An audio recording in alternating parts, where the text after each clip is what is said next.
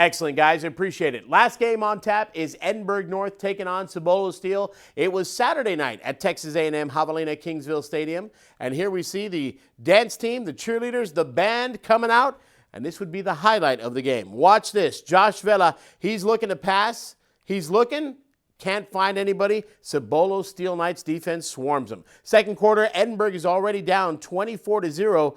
And their defense would come up with a great play. Watch this. Nice tackle here, gets the sack.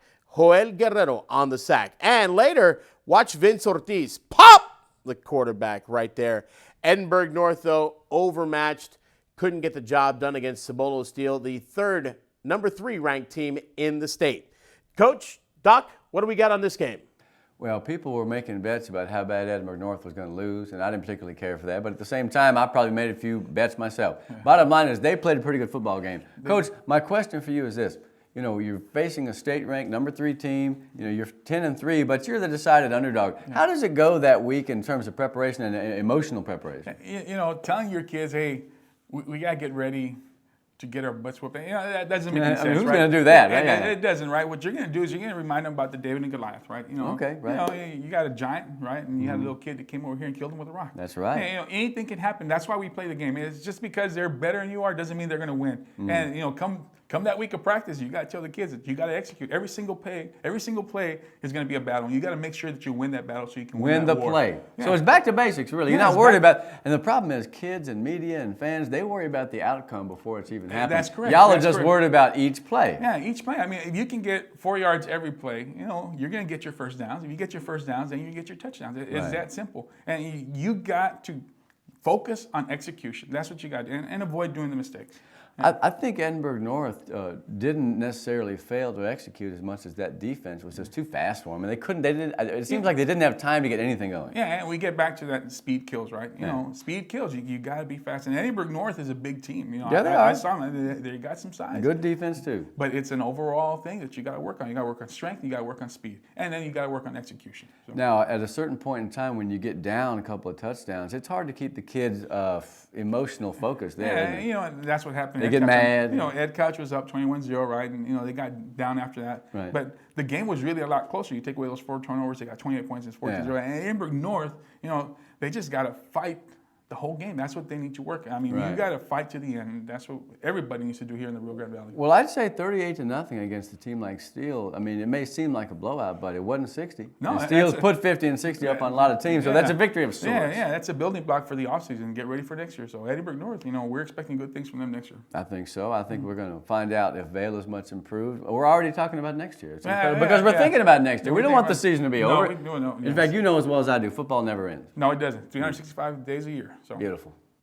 As 3-team seasons come to an end, they'll start looking forward to next year. Shea Patterson of the Hidalgo Pirates has already begun. And let's take a look at what he is doing to prepare for the upcoming seasons that he has left of high school and college football.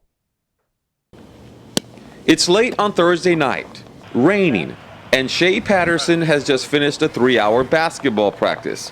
Yet here he is, working out and trying to better his game.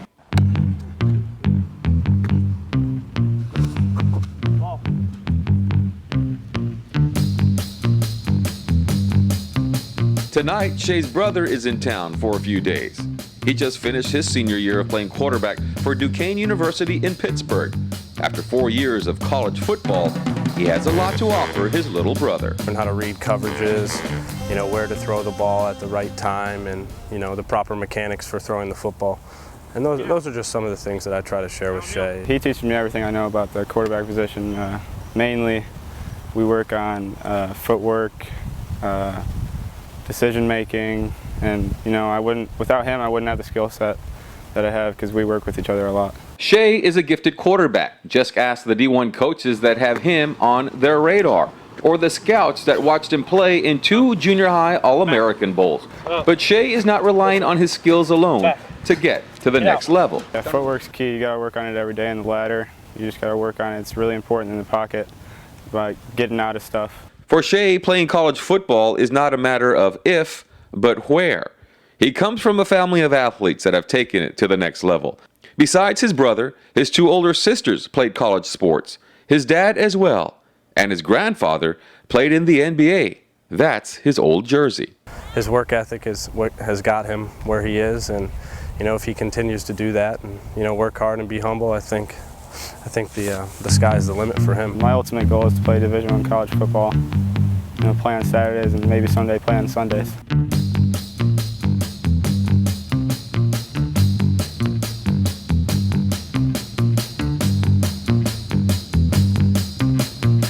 For The Huddle, I'm Carlos Robledo.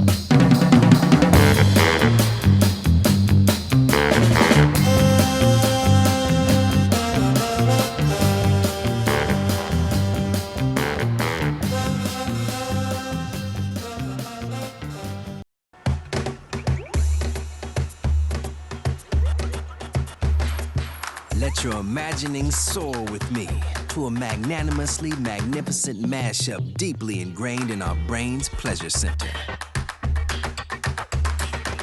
The simple joy of sublimity, where decidedly delicious any size icy cold Coca-Cola soft drink or sweet tea is just $1.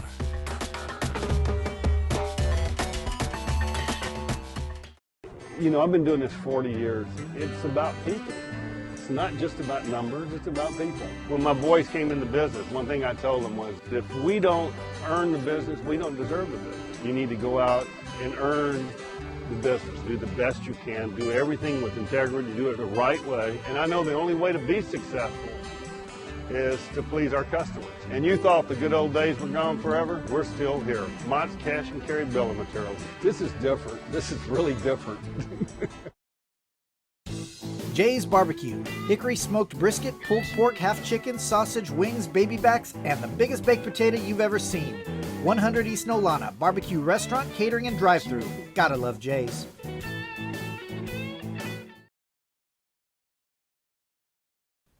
Well, welcome to the Spotlight, guys, the extended playoff edition. Today I'm going to tell you a little bit about some of the cardinal rules that a team must use if it wants to win in that third round of the playoffs. We got 1 out of 4 for the weekend, so it's not a shutout, it's not a total success. Rule number 1, team must avoid early turnovers. Rule number 2, the team must score first, get a lead. Rule number 3, any team must have a little bit of luck. You got to make some breaks or have some come your way. And number 4, playing against great athletes and people who are going to go to D1, you just have to minimize the big plays that those great athletes will make. Well, we're going to talk on this show a lot about Sharyland, a lot about Edcouch, a lot about Edinburg North, them what didn't necessarily live up to these 4 rules. But I want to focus in the spotlight on the team, Port Isabel, up in Cal Allen Saturday night, that seemed to break almost every rule there was, and yet they won the football game. I've been covering high school football for a long time, and I can say that Port Isabel's win, 35-28 against Novato, was one of the best games I've ever seen. In fact, if I seem a little subdued, it's because I just went to bed about 20 minutes ago and woke up, and because I was running around and acting crazy at the game last night. My apologies for those who are a little confused at my behavior, but let's face it, when a Valley team goes up to the third round and plays a team from whoever, I'm going to be rooting for them unabashedly, which I was. Now, so Port Isabel now is 10-3. It's the 16th time that the Tarpons have won 10 games in the season. It's the 14th time they've gone at least 3 deep. They got the magic back. They got the dynasty back. They've got a great football team with a lot of juniors, by the way. It's an outstanding team that's going to be outstanding next year. But they didn't avoid the early turnover. They fumbled their first 2 possessions. People were like, you got to be kidding. What's happening here? They didn't score first. They got down 13-0. At that point in time, 90% of the time you'll say, well, that team is dead in the water. But for some reason, Port Isabel is so resilient and so outstanding that they were able to make it happen. I'm still stunned at the game. I'm not surprised that they won, but the way they came back after those turnovers, well, they broke the cardinal rules and they won. So they must be a good football team. As far as having a little luck, I think they got their share of breaks, but they were hitting like crazy all night. They made their share of breaks. That defense in the second half came on. Let me tell you about Navarro's backs. Tall, rangy, strong kids that were hitting the hole, low pads. I mean, they were slicing and dicing for about a half, and they ran for 400. But they didn't complete a pass. They only scored 28, which is 15 off of the average that they get for the season. This is a team that put 76 points on Pleasanton. And that defense, Jack Guillat, Montelongo, Gordo, those guys. Zach Reeves had an amazing hit on a 2-point conversion.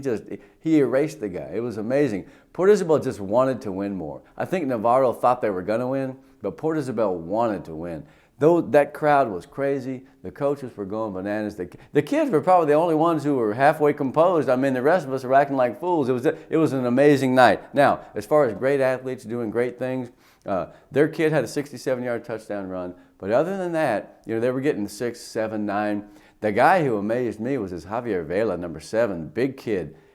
When they were down 13-0, he ran around right in, went 55 yards for a touchdown, and it would just save the day. Absolutely save the day. And then down the stretch, as you saw in the highlights, the guy carried the pile in. I mean, they weren't supposed to win. They went 95 yards, guys, 17 plays, score with 1 second left. I mean, it was sublime. It was ridiculous. We were all just, Mondo Garza and Joe Artemoso, friends of mine from the Valley Morning Star days, we were just jumping all over each other, and it was really, truly outstanding. Now, you look at Port Isabel coming up.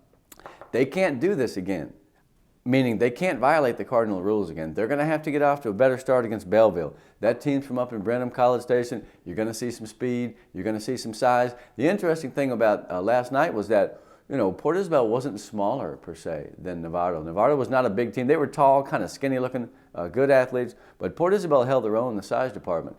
I'm really impressed with Isaiah Martinez. You look at the kid, he's short, kind of stocky.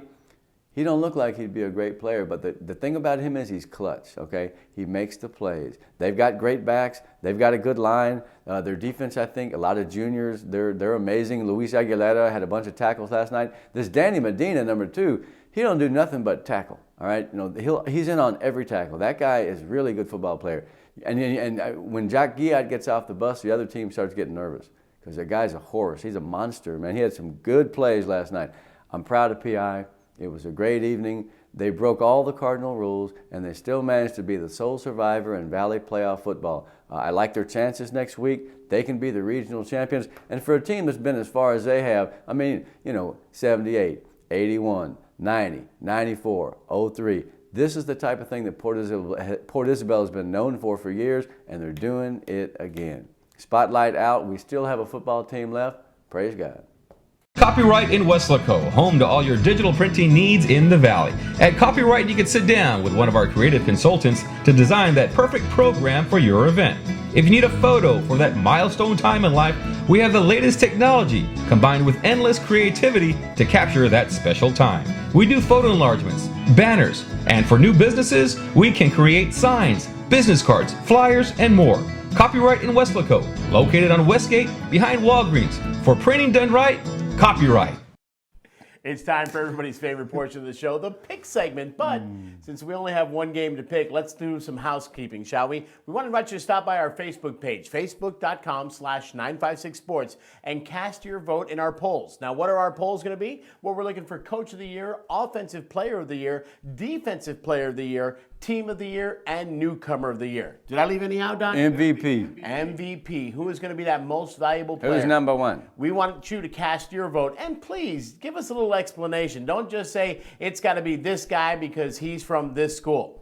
That's not going to count. That's an explanation, but not a good one. Yeah, not a good one. We want in-depth reporting on your part because we're just 3 guys who get to talk in front of the camera. Yeah. So log on to the facebook.com/956sports and cast your vote. Coach of the Year, Offensive Player of the Year, Defensive Player of the Year, Team of the Year, Newcomer of the Year, and Most Valuable Player. We want to hear from you, and we'll announce our winners in the next couple of weeks, and of course on 956sports.com. But gentlemen, it's come time. There's one Valley team still standing. Doc, you said it was the best team that you've ever, best game that you've seen in quite a while. Coach, I know that you weren't there, but I saw highlights. You saw highlights. So we saw all the highlights, and it's time to pick. Port Isabel taking on Belleville at Cabinets Field in Corpus Christi. Coach, we'll start with you. Where do we go? Seeing the highlights, I saw some things about Port Isabel that makes them exceptional compared to other teams right now in the Valley. They were very aggressive. They were hitting people hard. And that's not only tackling, they were blocking. They were going in there, they were executing. They were holding their blocks. That again, number 7, he's pretty good. Overall, it's a very good team. And, I think Belleville better watch out because, you know what? PI is going 1 round further. There you go. Gene Garza calling Port Isabel. Doc, where are we going on this one? Well, I'm trying to get a handle on Belleville. I know they're going to be fast. They had a kind of a slow start this year. They're 1-2. They played in the same district as El Campo, who, by the way, is 13-0 and moving on. So they've had some tough teams. They've been rolling in by district. They only give up about 14 points a game. And that's what you see, guys, at this level, is teams that have great defenses along with weapons. I don't see any reason why Port Isabel won't be an even match against Belleville. It'll come down to what we always say it comes down to, which is execution, a few breaks. I think I'm going to pick them too. I really feel like the Tarpons have the magic back like the old days. Doc says the cardinal rule, you got to follow it in order to advance, and he's going to take Port Isabel. That makes the three of us. I don't want to seem too spirit finger-ish, but I am going to say that the Port Isabel Tarpons will advance to the next round of the playoffs. Thanks so much for joining us throughout the entire season. We encourage you to log on to 956sports.com, 956sports.com, and of course, check out our Facebook page at facebook.com/956sports. See why over 5,600 of your friends have liked our page and why you should too. For the coach, for the doc, I'm Tony Forina. Have a great week. Good luck to Port Isabel. Safe travels to those Tarpon fans, and we'll see you next week here on The Huddle with Fox 2. Hey, now, I think I'm going long on this one. This is my